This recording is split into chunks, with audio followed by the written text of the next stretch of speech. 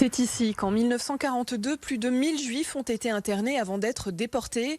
C'est aussi ici que 108 enfants ont été sauvés de la déportation dans la nuit du 28 au 29 août 1942. Un sauvetage méconnu et pourtant capital.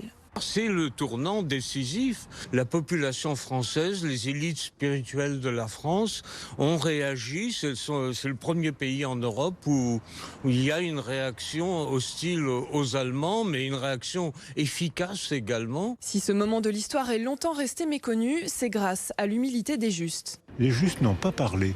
C'est-à-dire que ce sont les enfants juifs qui ont donné la parole aux justes qui, eux, quand on leur pose des questions, ils disent j'ai fait ce qu'il fallait faire. Voilà. C'est l'historienne lyonnaise Valérie Porteret qui a mis en lumière les événements de Vénissieux, jusque-là très peu documentés. Je voulais absolument trouver toutes les pièces à conviction du sauvetage. Ça a été très long. En 96, j'ai trouvé une liste parcellaire des enfants. En 2003, j'ai retrouvé les actes de délégation de paternité qu'on pensait avoir disparu.